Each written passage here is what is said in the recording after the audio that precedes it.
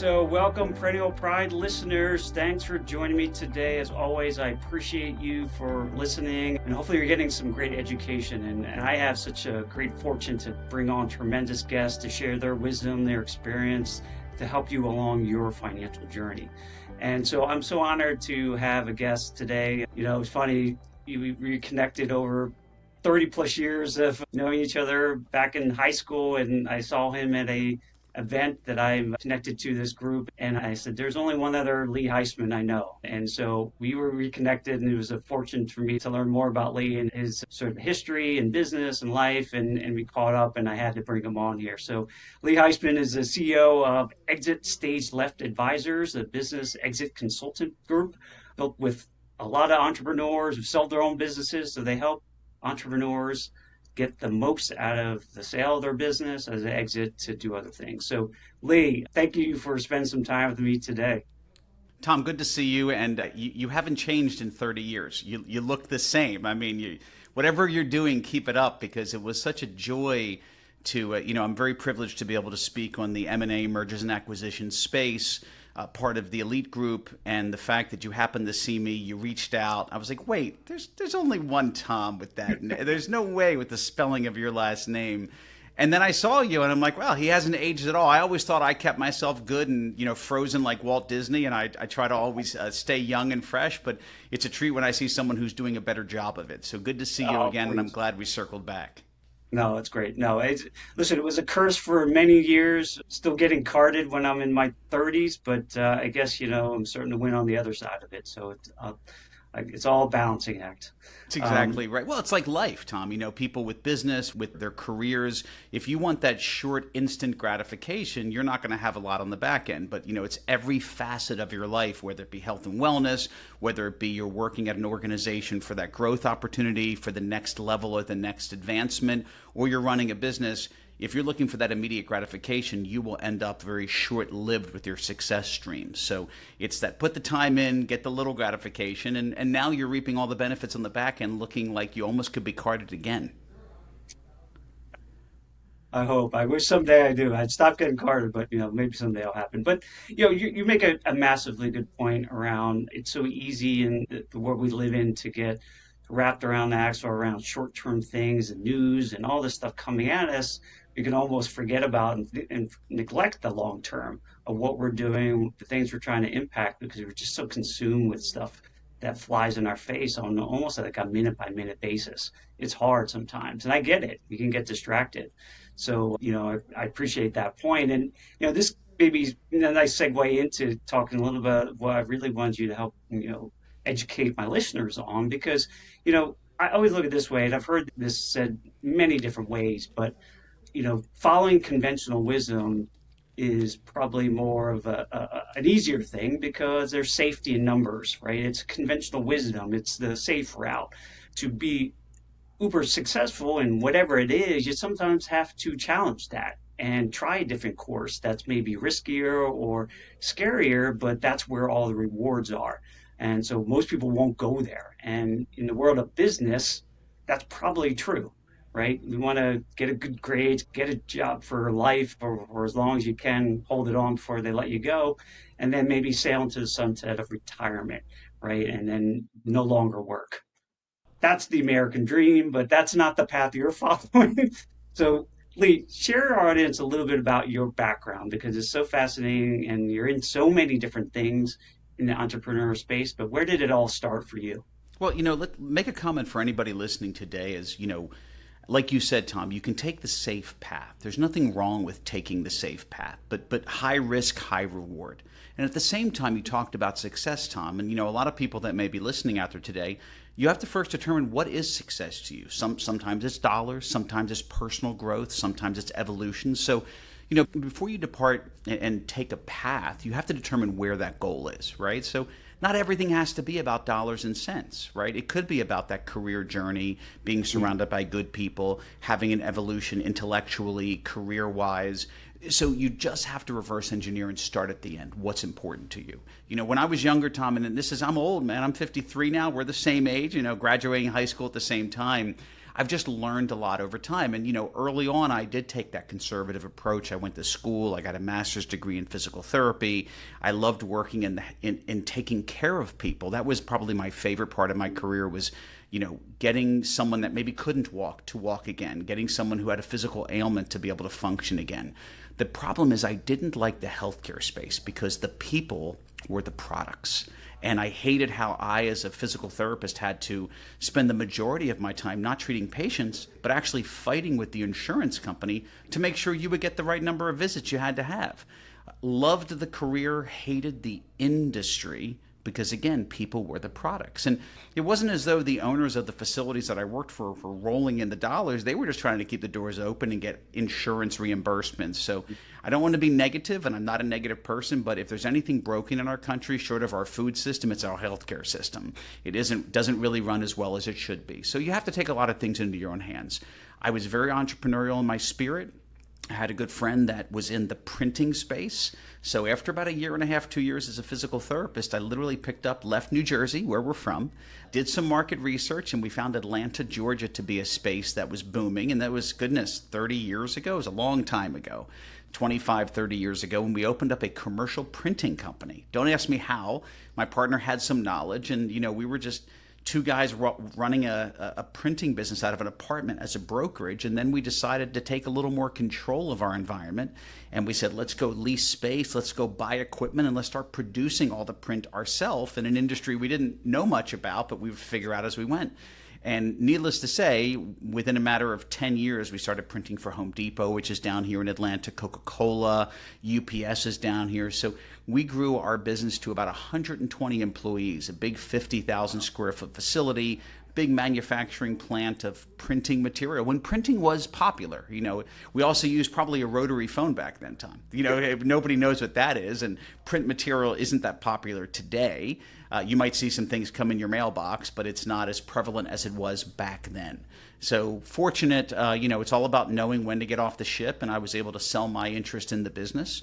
And I opened up a technology firm. It's called an MSP, a managed service provider, where, if you have a business, you might need help with your email or with a server or with your computer. These days, things have evolved, but I grew that business, Tom, to about 80 employees, and I was fortunate enough to sell that business again and sold it, coming up on 4.5 years now.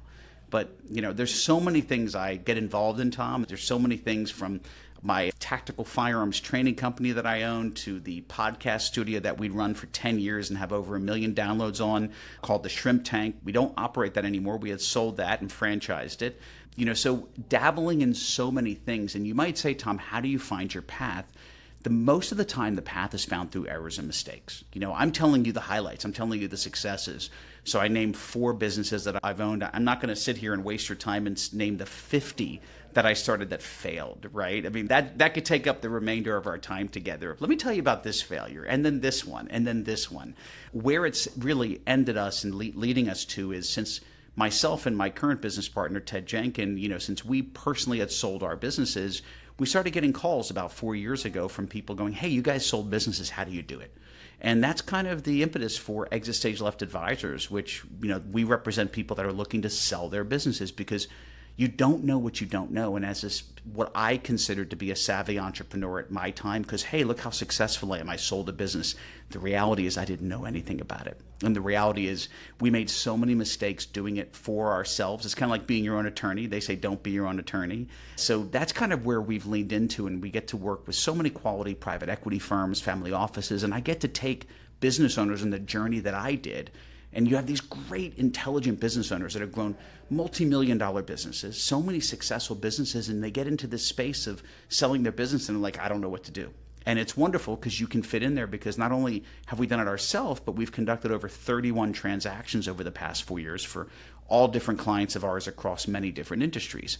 But Tom, I will tell you, that journey that you speak of, and hey Lee, how do we find that path? You find the path by taking risks, and Tom, we were talking about that, but you take the risks, and it isn't about taking risks, it's about getting back up when the failure happens, because I'm going to tell you, 99 times out of 100, a failure is going to happen. You are not going to make that end result that you want. And it isn't about, well, I got to make sure I'm perfect. No, you just have to keep getting back up. And that's the skill set. It isn't that I'm more intelligent than someone. I'm clearly the least intelligent. We both went to Cherry Hill East, and I was, I think, in like the remedial classes if I was lucky. I was lucky. I wasn't in the advanced classes.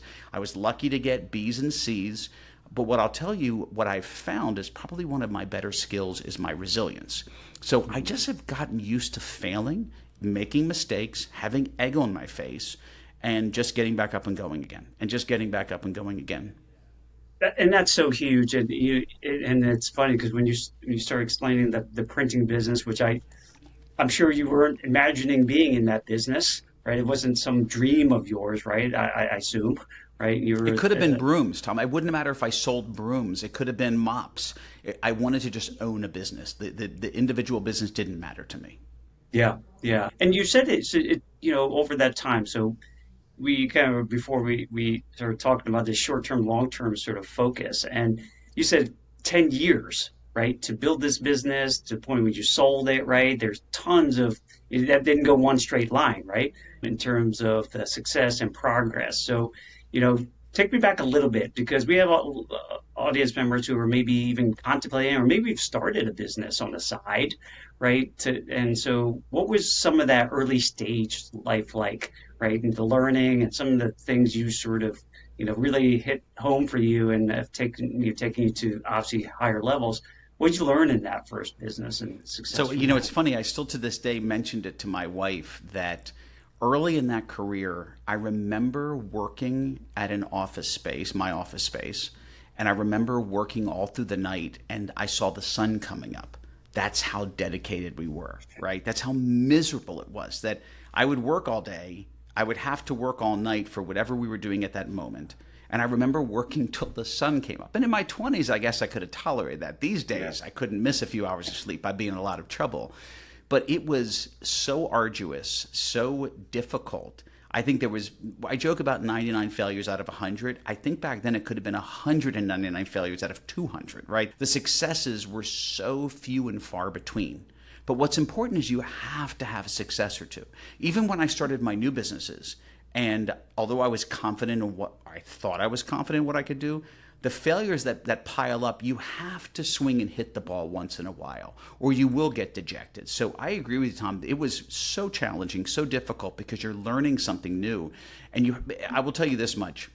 If you're with the right partners and with the right people and you surround yourself with people of the like-minded individuals that are willing to go down this road with you, there's no question you can have fun while you're doing it because fun matters. Fun matters a lot. I don't do things in my life that aren't fun. And even early in my career, I still had to have fun while working hard. Now, I will say this because you mentioned, give us some of the juice on the way up that chain.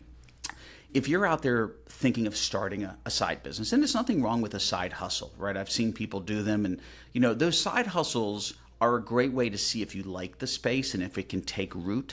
But I will pre-warn, and I'm not a negative person, Tom, at all, but I'm going to pre-warn listeners out there. If you are looking for a side hustle, as soon as you can make that side hustle your main hustle, that's the only way it's going to explode. I've had so many different businesses, and while I've had my main hustle, I've had my side hustles. No side hustle has ever evolved or been nurtured to grow unless you're putting all of your effort into it. So, it's funny, Tom, I only use this, and it's really important. If someone says, I really want to make a career out of the side hustle, you're going to eventually, at some juncture, have to jump off that bridge onto that side hustle full time. Because just recently, Tom, you were mentioning all the businesses. My business partner and I own a concrete company. We have that podcast that has over 1 million downloads and we've done for 10 years. And, it's been franchised. We have so many different businesses. And just this year, because Exit Stage Left Advisors has started to explode, we actually started selling them to our business partners that we were in it with for $1. We weren't looking to make money on these other businesses. We did well, but we said we need to focus so much on what we're currently doing only that we started this year. We're finishing up the final sale of our 4th business away from that. It isn't about making money. As I said, $1 we sold it to, relatively speaking, to our partners, not because we're trying to make money off of it, so that our main focus is going to be our Exit Stage Left, which we've been conducting a ton of deals with, and we were getting too distracted with other things. So that is a gigantic piece of advice for people out there going, I want to start something. And I don't have a problem with you side hustling for a little bit. But you have to put a time frame on that. Because if it's a side hustle, it's going to stay a side hustle and it's never really going to explode. No, and it's such like simple but such deep advice because, especially for folks and myself was in corporate America for so long, you get so ingrained in that environment. It's just almost like a habit. It's just a habit. Sometimes it's hard to break, like we know. And, when I was starting off my practice, I knew I eventually had to, but it was so hard. It was so hard because, you just live that life for so long, and certainly paychecks coming in is always a nice thing. But to say, what, to fully dedicate my mind and my heart and just by waking hour to it, I knew that had to be done because it was just going to be almost like a hobby, right, for a while. Well, and you're exact. The side hustle, if it's a side hustle and it stays a side hustle, you could pretty much equate the side hustle to what you said. You hit the nail on the head, a hobby. And I will tell you, you will never succeed with something unless you have to succeed. So if you have your main business or your main gig for a paycheck and you have a side hustle, just consider the side hustle a hobby. Because if you ever think that's going to be your career, you have to make that the only thing in your career because you will not treat it the same way. You will not be running around 12, 14 hours a day unless that paycheck is the only thing you can count on. Yeah, no. So as you were growing, because especially from being an employee to say now, like at the peak for even your first business, the printing, there was like you said 120 employees, right? That must have been a enormously challenging time to build that, right, over time. That didn't happen overnight, right? But like, walk me through that as you started growing in that in your business and need for more resources and sort of structure around it. Yeah. Like, what So it's parts of that. So the fun part is, we came from Cherry Hill, New Jersey. It was a nice area of South Jersey, but back in our day, Tom, and for listeners out there, nothing was opulent back then. Cherry Hill's a nice area, but it wasn't. If you remember, Tom, nothing was really opulent. There No. wasn't a lot of like, for show out there. But I will tell you what was interesting. I had many friends in the white collar space. They would own a law firm, they would own an accounting firm, or even a financial advisor firm. And in your firm, if you had 120 people, just consider lawyers, CPAs, financial advisors. Those 120 people don't have to really work together as in unison for that Mhm. firm to grow, right? A lawyer may have one or two assistants. They may work together with another lawyer, but they're all their own little separate pods and islands, right? Same kind of with a CPA. At a commercial printing company, I had to have the salespeople bring the job into the digital design department, to bring it to the pressman, to bring it to the bindery, to bring it to the shipping. So for one job to go through the shop, I had to have this juxtaposition of all these people working together.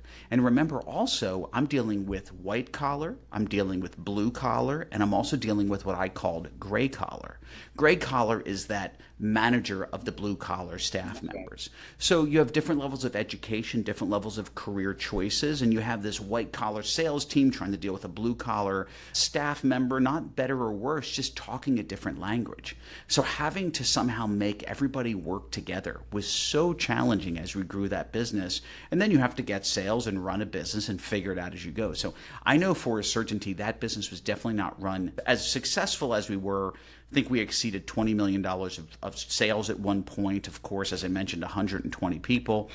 It was highly successful, from the outside. But from the inside, because our level of sophistication, we were making it up as we were going. It was probably getting beyond our capacity at that age and evolution to really make it the most efficient. And as you get older, you just get better and better at putting the correct effort in the right direction to get the most juice for the squeeze.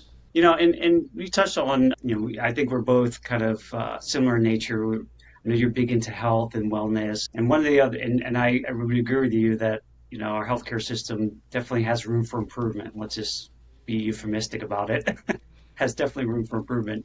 But I also think has room for improvement is around our educational system. And we often don't get taught any of these things around starting businesses, entrepreneurship, and such. So, I know you do a bunch of work in teaching and coaching around this space. So, share some thoughts around what you share with sort of younger folks who are looking to get into business and thinking about careers and starting their own sort of No, great. Tom, venture. that's a great question. So I was very fortunate. So I'm here in Georgia, and there's a university called Kennesaw State University. It's a top 50 university in the country in terms of size. I'm not saying it's a top 50 in terms of, it's not a Harvard or a Yale, but in terms of size, it had over 55,000 students that attended Kennesaw State University. And I was on the board of the Entrepreneurship Center. And the Entrepreneurship Center created a entrepreneurship degree. And we were a part of the process to help that Kennesaw State University be the first school in the state of Georgia to have a degree in entrepreneurship. So Tom, I've been fortunate for years to teach the young aspiring entrepreneurs, taking classes that I taught over there at the university and watching kind of, like you said, people trying to think outside the box, trying to start their own businesses and realizing all of those challenges that come along with it. And, I will tell you the biggest thing is as a young individual, you do have to bring an income in. So as I mentioned, doubling down on your business or your idea, it's smart to do that after you can pay your rent, after you can put food on the table. So I will, when you're young, your biggest and your largest asset is your time, right? Unless you have, and there might be listeners out there that are young, that have a spouse, that have children.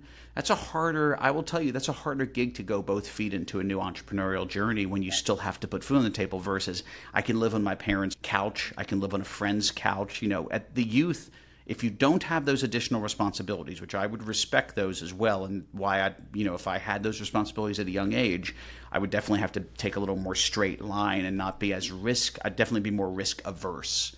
But I will tell you that what we recommend is save the money, live on the couches, live home with your parents if you have an opportunity, get roommates, minimize your spend, and maximize the 7 days a week, 24 hours a day that you can work if you don't have other responsibility, because that is your biggest asset that you can utilize and lean into, because you don't have the experience yet. You don't have the skill set. You might not have the established business. What you do have is time, and you have the ability to put that effort forth into that time.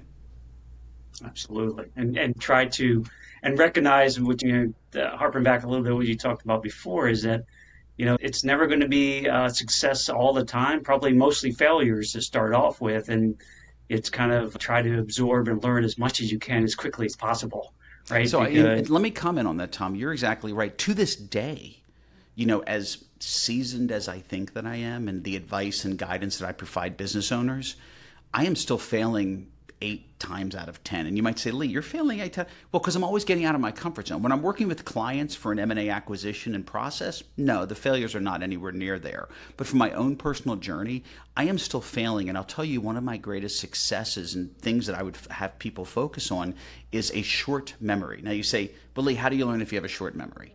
Of course, I want you to learn the mistake so you don't create the same mistake a second or third time. But if I let it linger and I'm kicking myself about it, I'm not moving forward. So I say short memory that, okay, that happened. I'm not going to do that again, and now I'm not going to think of it again. Because it could be a real painful world if you're just thinking about the failures. You must just put that one away. And I'm telling you, you have to be cut differently to do this. My wife, Tom, does not have a short memory. She will linger onto something that I might think is, you just got to get past that, move on. And it doesn't really float well, but she's never going to, my wife is wonderful. She opened up a boutique successfully. She had sold it. And I will tell you that she says, Lee, I'm not an entrepreneur. And some people are cut that way and some people are not. So, listeners out there that are considering it, if you're willing to take that risk or if you're very risk averse.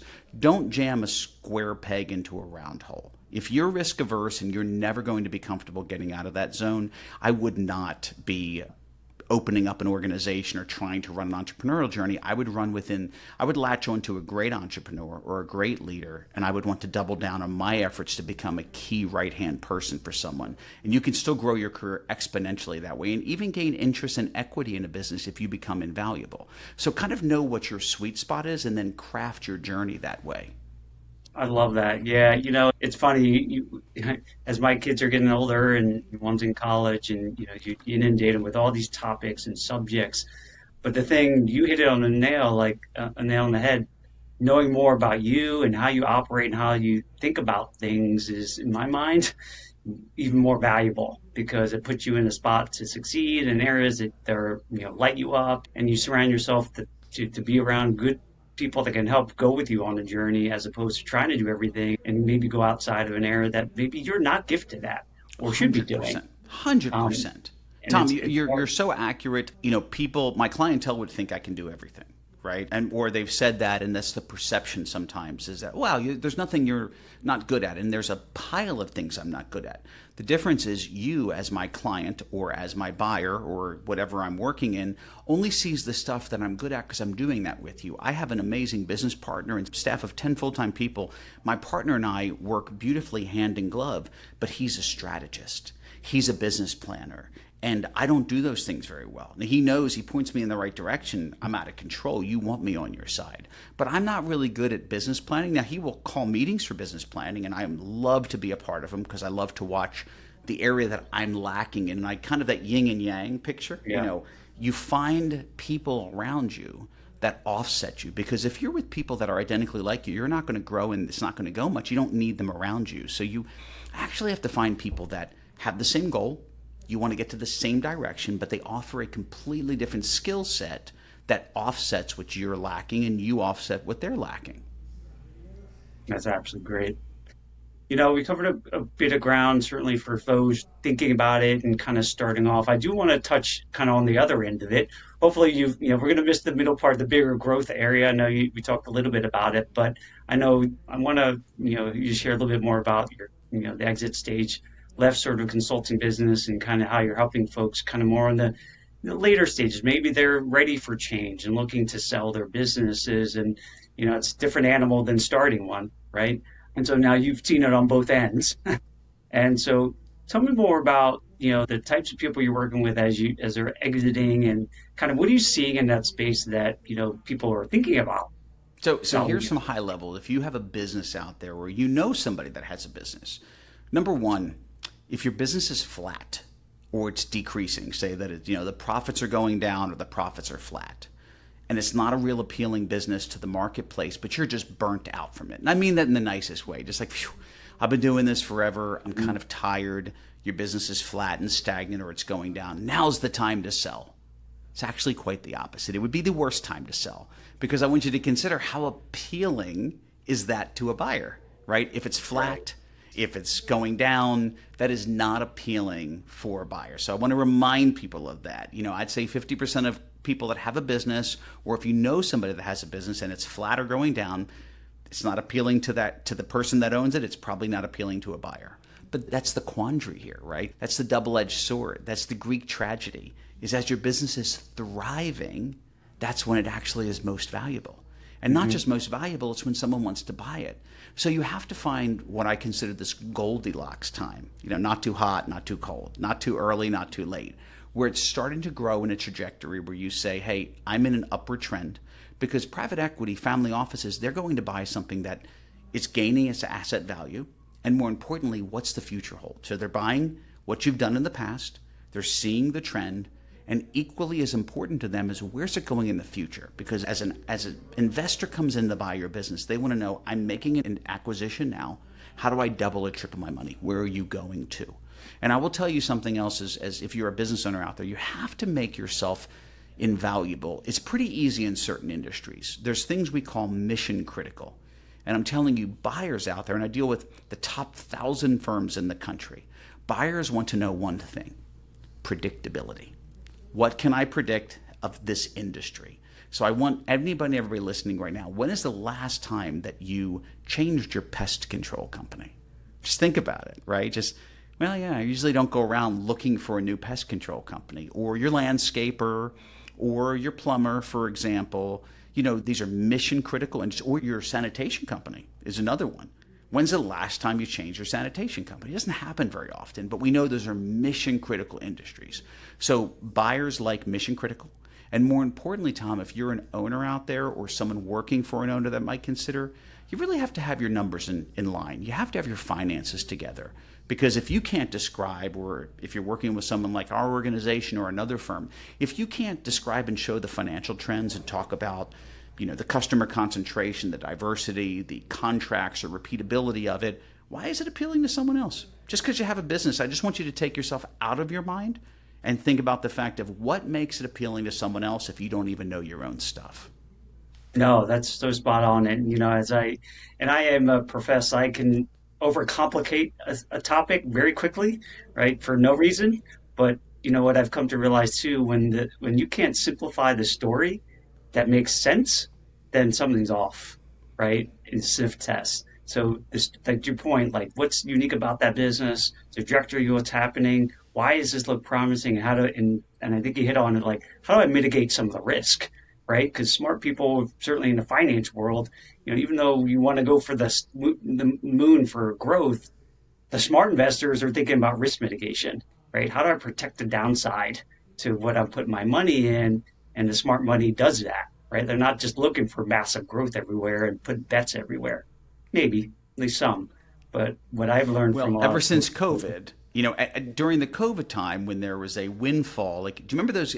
Again, based on the age of the listeners today, Tom, I know you and I know there were game shows where they would stick somebody into a tube and then they'd have all the money flying around them and they'd have like a minute to put all the yeah, yeah, money in their yeah, pocket, yeah, right? You've seen that. I mean, that would be fun to do. That was COVID. That was where the government infused not trillions, but billions of dollars into the economy. There was so much free flowing cash, and private equity was buying every business in sight. They had so much money out there, and they were shooting it like a shotgun at everybody. yeah. Today, there is still trillions of dollars, trillions now in the marketplace, but it's more isolated. It's more like a sniper. It's not a shotgun approach. So back then, you didn't have to have your ducks in a row. These days, still a ton of money out there, but you must have your ducks in a row, as you said, Tom, to prepare for an exit. Yeah, due to point, like when you get flush with money, people are gonna do these malinvestments, and hopefully some of them hit, right? I guess it's potentially the mentality. I got flush with money, and Well, the money maybe was also all, free, right? There was zero interest or a yeah, nominal amount of interest, so they could take a lot more risks, and every business was exploding because it was getting infused with money. But that was a fanciful time. The yeah, rates were so low. People tend to forget. I hate to talk about rates. I know we just had a 50 basis point cut, and there might be another 50 on the horizon. But I want to remind people, and this is your space, Tom, not mine. If you look back at just the mortgage rates 15, 20, 30 years ago, they were 16 to 18%. right, right. Whatever the rate is today, 6, 7, like it is still Well, significantly lower. Yes, it wasn't the COVID number, which is never going to happen again, but it is still significantly lower than where we were 15, 20, 25 years ago. yeah, it's that what's that recency bias type of thing. You forget, and some people have never, some of the younger folks who may be around, never seen anything like we experienced in 2008, and other things. They haven't really seen a cycle, Well, right? if there's a younger person listening, they're looking up what the hell I meant when I said rotary phone. So that's a whole nother topic. With my it's packed on the side with my cassette recorder and VCR or something.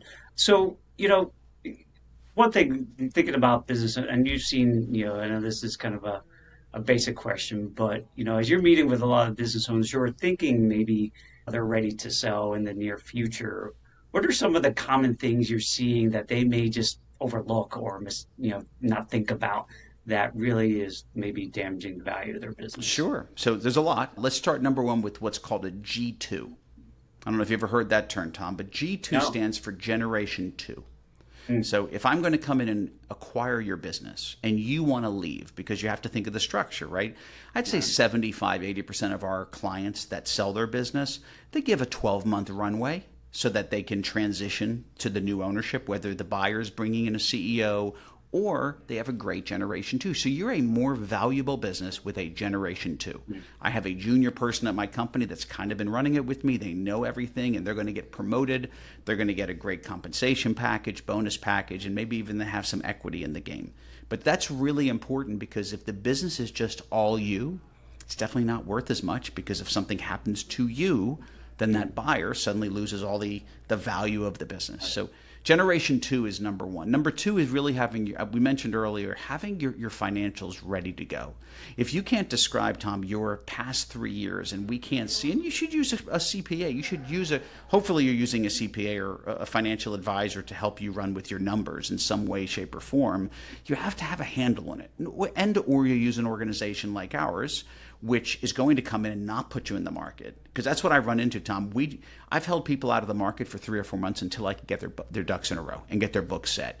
I had a client recently that we've been working on them since May. They're like, can we get in the market? I'm like, but we can't get an accurate set of your last 3 years of financials. We finally did. It took many months, and now we have 60 buyers for them. But I know that I can stand behind those financials, which is where the baseline of the deal is. And then more importantly is, what's your runway personally? You have to consider that, right? Have you considered the structure? Do you want to roll equity? Do you want another bite of the apple? Or do you want to sell and cash out completely? You're going to get more value for your business if you're willing to roll equity and be flexible. But if you have a hard, fast line of, I want to be out in 3 months, I want all cash or as much as I can get, you're going to get a significantly lower amount because you said it best, Tom, the risk mitigation from the buyer. If you're thinking of a transaction only from your vantage point, first off, if you're thinking of a transaction only from your vantage point, I don't know how you've gotten as far as you've gotten in your career because you have to think of everything from both sides. But consider the buyer, consider what is a risk to them. And if you can forecast that and you could start thinking of how offsetting their risk, then you can get a better deal and a better entire structure for your enterprise value.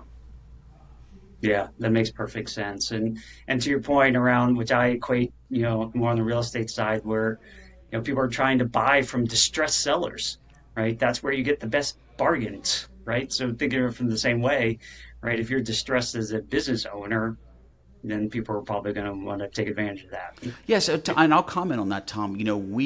This is not set, when I say this is not meant in a pretentious fashion. We don't work with distressed sellers. The reason we don't work with distressed sellers is because it's really hard to find a buyer who actually has the money. And you're right, Tom. They're kind of, I'm not going to say that the bottom dwellers, but they want a distressed business. They want to get pennies on the dollar. And it's just an ugly transaction altogether. So our pool of buyers are looking for growing businesses that are having at least $1 million of EBITDA, which is profit. Anything less than $1 million, and I'll open up the kimono, anything less than $1 million of profit, EBITDA, right? Earnings before taxes, interest, depreciation. Anything less than $1 million, you should be using a business broker like a Transworld, right? I'm recommending them, right? They'll post you on a website like an MLS. And the buyer for that kind of business may require seller financing. The buyers may have a difficult time getting the money. For listeners out there that have an interest in selling, it isn't just so much I have this value in my mind or I have a buyer. Anybody can hand you an LOI, which is a letter of intent. The issue, this is a pro tip, is does the buyer have what's called committed capital? Do they have access to the money? The majority of private equity and family offices I work with have their funds already allocated. I'll get emails every other week telling me, Lee, we just closed our 8th fund. We have $400 million. I'm getting emails like this telling me it's burning a hole in my pocket. Do you have any electrical contractors or industrial cleaning supply people? Because they know what they want. They're looking for this particular industry. Or I have a $600 million slug. I need roofing companies and plumbing companies. But then they have to have, Tom, their check boxes, which is what they create called a thesis that's less than 20% commercial, less than 20% new construction. The smaller deals under $1 million of profit, and there's nothing wrong with that business, you have to be really sure about who you're selling to, know how they're going to fund the deal, because someone can waste 60, 90, 120 days in due diligence with you, and you come to realize, wait, they never had the money in the beginning. They're going to talk all this hoopla, and I just wasted 4 months when I could be doing something else. So those are some pro tips, Tom, for smaller businesses to consider, and the bigger businesses, just make sure you find people that have what's called committed capital. No, that makes perfect sense, right? I mean, my simplistic way of thinking about, right? They can't execute on it. What's the point? It's exactly right. But you don't know. And I'll tell you, I was fortunate with the people that I sold my businesses to early on because I happened to get lucky and find people that had committed capital. But the horror stories of sellers that'll waste 3, 4, 5, 6 months with buyers that simply can't conduct a transaction due to their own internal problems, not having the correct capital, not running the diligence, it's just going to destroy somebody. And then you have something you want to avoid, which is called the hosing at the closing. So, Tom, you put your business on the market to sell, you get a buyer, you get a great price, you're under LOI, you're 3, 4 months down the road of the deal, you're exhausted because it is one of the most challenging 3, 4 months of your life. You're having to get documentation upon documentation, all the due diligence. And as they get further down, suddenly they start readjusting your price. And before you sign a purchase and sale agreement, the $5 million for your business is now, well, we found some things, Tom, in your business we didn't like. We're going to have to adjust it to a 4.3 million. Oh, wait, we're at 3.7. And I've seen many sellers that we've had to come in and save go, oh, it's okay, Lee, I don't care. Let's just get it done. And I'm like, nope, I have other buyers. These people are not good buyers. And we were able to pull them out of that transaction and get them with a better buyer that honored the price from beginning to end. There can be real reasons for changing a price, but sometimes the buyers will take advantage of what's called seller fatigue. And they drag you down that road for 60, 90 days, and they start adjusting the price, and it's a really dirty way to handle things. So we have not run into that because we avoid it. We help people that are stuck in that sometimes. Yeah, you've seen this road happen. You've gone down this road or seen this story before. I've So seen the movie many times. yeah, It's right. on the You cut them repeat. off. Cut them off. Yeah, it's like, you know where this wasted energy could go. So like, I mean, it's it's awesome. very strategic by the buyers, right? When they're dealing directly with the seller, doesn't know anything. It's literally like, it's like a big bear grabbing a person and throwing them around, like not in a bad way, but like you've seen in those in like the circus, right? They Yeah, completely control the environment, and the poor seller just gets tired and says, "Fine, I just want to get something across the line." At that point, very yeah, unfair. yeah. And that's why it's so key to have like advisors like you and others that can help people not only save time, obviously create more value for their businesses, but help them steer them down the way. Just if they see a dark alley, don't go down that path, right? I know it ends poorly, so having people that could save you so much pain, energy, and money, I can imagine. So, so Lee, as we talked a lot of different things here, and I appreciate you sharing your wisdom from starting your business to kind of what you're currently focused on with the exit, helping business owners exit their businesses. So, what are you most excited about, kind of in the next, say, couple years now with your life and business? Oh, goodness. Well, so I will tell you that when you conduct a transaction for a client, number one, it takes anywhere from 6 to 12 months. So currently, Tom, we have 24 active deals in play, right? 8 LOIs, letters of intent, and the other remaining deals are getting constructed, meaning we're finishing their financing, we're finishing their memorandums together. I really enjoy the process. I mean, I know this is hokey to say, but I enjoy getting it across the line for the client. You spend 6 months to a year with, that's people might look and say, man, the success fee that you charge is significant, right? And I'll give an example, Tom. We had a client, business was valued on paper at $14 million. And we were fortunate through our proprietary auction process, because the market will speak, to get him $22 million, Wow. $8 million more than what he had expected. And when he paid our success fee, which was significant, it was more than 7 figures, he said, "You got me $8 million extra dollars. I've never been happier to pay you a success fee, because we don't charge any money on the front end." The reason I share that with you, it isn't about the dollars and the cents and the money. It's about, number one, getting a transaction completed for a business owner that looks and relies on you to get this done. And it is such a long, arduous process. And someone may say, that's a large success fee. And I say, I'm getting zero immediate gratification. Tom, we're working so hard for upwards of 12 months with zero gratification back. You get steps and phases along the way, but it's never really done until you close that transaction. So this is the ultimate game that I'm in, of zero gratification, but a gigantic victory at the end of it. It's, like a long football season to come to the Super Bowl and eventually win it, right? You look back going, whoa, I can't believe it. But I'm in a Super Bowl every single deal that I'm in, because it's such a long process. So Wow. I'm about closing deals, Tom, and I don't mean it not from a financial perspective. From that individual that you close a deal with looks at you in a different way after they've built this business, this is their journey for 20, 30, 40 years, and you can help them exit out of it. Having a front row seat to hold and lock hands with that person, it's just a treat that they trust us. I know it sounds hokey to give you that. I'm pretty happy in my personal life. My children are healthy. My wife and myself are healthy.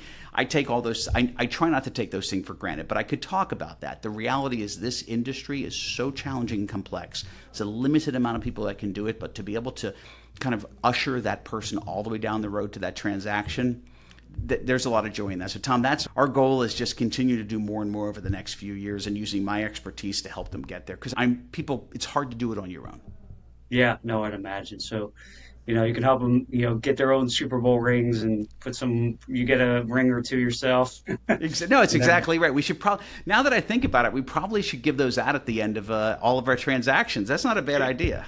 yeah, I think I would, I want to build a business just so I can get one. That's Like that exactly would be right. I fun. love that. Yeah, it's a big journey. But hey, Lee, I really appreciate it, man. I know we went a little bit longer here, but I just, have so many questions. I appreciate you sharing so much of your time and wisdom on this.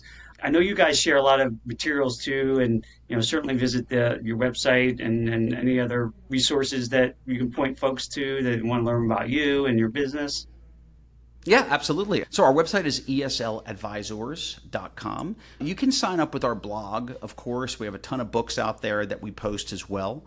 Again, you can follow myself and my partner Ted Jenkin on The Roadmap. It's actually on ASBN, which is on Hulu and Apple TV. I get to interview some really great entrepreneurs on there. And if you want to put that up, it's at ASBN. It's Atlanta Small Business Network with an amazing studio. And our show is called The Roadmap. And I've interviewed just amazing individuals that I'm always learning from, Tom. So that's the key. Never stop learning. I know that sounds hokey, but it's so true. And I'd say once a day, I always get a nugget from somebody, and I always put that, and I keep a list of the things that I get to learn. And I have to keep a note of it because I'm so old, I'll forget all this stuff. Get out of here. No, I appreciate it. So my goal was to eventually get on that show. So that'll be That means you have to successful come enough. to Atlanta. Yeah. I do know people in Atlanta, so it'd be good. It'd be a nice Tom, trip for thank you me. so much for having me on today.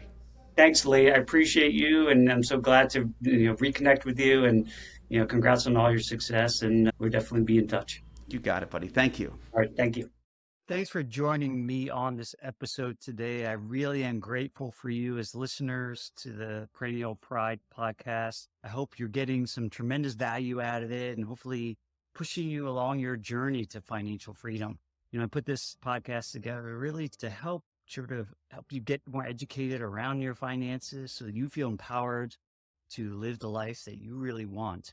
And if you like the content that you heard today or watched, then I would encourage you to go to my website, perennialpride.com. There's tons of other content there. And you can access my book, Wealth Beyond the Numbers. You can buy it there on my website. It's a aggregation of a lot of great tips and tools I've learned to not only build my wealth in my accounts, but build wealth in my life and abundance and joy, and something that has a lot of my experiences in the journey that I've been on personally. Hopefully that can be also of value to you as you sort of move forward. So thanks again for being a Perennial Pride listener, and we'll see you on the next